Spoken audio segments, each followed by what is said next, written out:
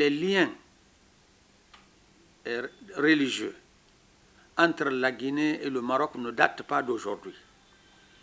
Et je peux vous dire que les pays africains, surtout l'Afrique occidentale, et notamment, je vais parler de la Guinée, ici Conakry et les pays limitrophes, n'ont connu l'islam qu'à travers le Maroc. Le roi Mohamed VI, sur la demande des oulémas de l'Afrique ou bien de l'Union des oulémas de l'Afrique, c'était la création de quelque chose quand même, d'une association qui peut réunir tous les oulémas africains.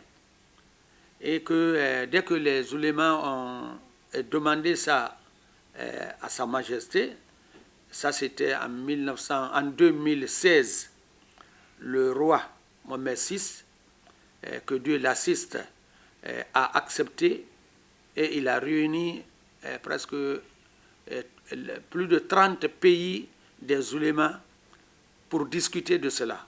Au départ, c'était une trentaine de pays qui se sont adhérés. La Guinée fait partie des pays qui ont pu s'adhérer au premier rang, dont l'agrément de la création de cette fondation pour la Guinée. La Guinée a été le tout premier pays à avoir son agrément en 2016. Le roi encore a créé l'Institut de formation des imams et des prédicateurs dans ces pays africains-là. La Guinée a bénéficié déjà de la formation de plus de 500 imams ont été formés au Maroc à l'Institut Mohamed VI pour la formation des imams et des prédicateurs et des prédicatrices aussi. Le mois passé même, il y avait une délégation de cet institut qui sont venus ici sélectionner aussi encore une quarantaine d'imams qui doivent aller pour cette année d'un don de Sa Majesté, qui vont aller s'ajouter pour cette année à ces 500 déjà qui sont déjà sortis. Le roi, parmi ses actions en Afrique et notamment en Guinée, c'est la construction de la mosquée moderne. Quand je vous dis la mosquée moderne, il y a plusieurs mosquées en République de Guinée. Mais celui qui veut voir la mosquée du roi Mohamed VI qui se trouve à Anta ici, tu peux aller voir, tu peux aller visiter la mosquée. C'est la mosquée qui n'a pas... Je ne parle pas que c'est une mosquée qui est tellement, suivant l'espace et ainsi de suite, qui est grande comme les autres mosquées. Non. Mais cette mosquée, quand même, n'a pas un deuxième ici en Guinée. Le roi Mohamed VI, en suivant les pas de son père, le roi Hassan II, chaque année, le roi Mohamed VI organise au mois de Carême la causerie qu'on appelle causerie hassanite. Causerie hassanite, cela veut dire on invite les oulémas du monde islamique.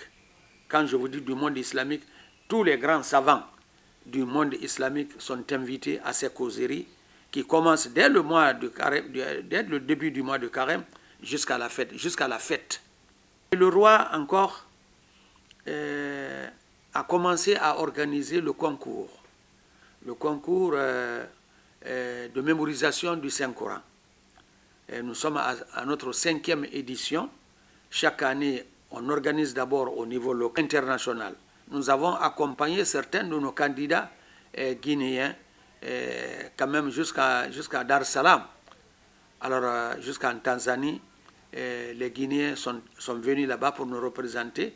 On a décroché la 2e place en Tanzanie. Et chaque année, nous sommes à notre 5e édition. Chaque année, le roi organise ça dans tous ces 40 pays. N'oublions pas que pour sa première édition, les hadiths du prophète Mohammed sallallahu alayhi wa sallam, les paroles du prophète Mohammed, il a organisé ça, il a organisé aussi pour ça, pour la première édition, entre les 40 pays,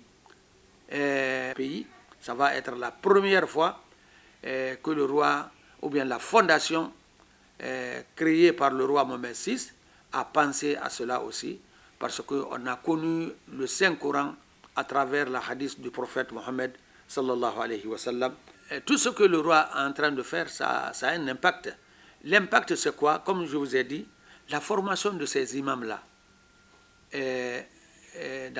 au Maroc, c'est pour aplanir les différences qu'il y a entre les musulmans parfois.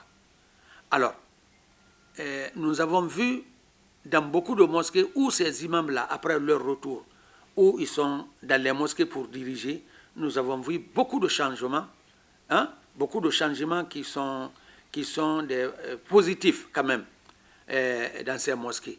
Alors nous remercions le bon Dieu pour ça. Ça nous aide beaucoup. Et nous avons vu que les musulmans se rapprochent l'un à l'autre. Nous voyons aussi qu'ils se rapprochent des autres croyants. Cela, les chrétiens et les musulmans parlent de même chose aujourd'hui. Tout ça là, ça dépend de cette formation, ça dépend de la prêche que ces gens-là ont reçue à partir de la fondation, non seulement à partir de l'Institut du roi Mohammed VI à Rabat. Et nous remercions la fondation du roi Mohammed VI pour les ulémas africains. Nous remercions à travers son ministre des Affaires islamiques, Dr Ahmed Tawfiq. Nous remercions Sa Majesté, le roi Mohammed VI, que Dieu l'assiste pour tout ce qu'il fait pour non seulement les pays africains, notamment pour tout ce qu'il fait pour la Guinée, la République de Guinée. Je vous remercie.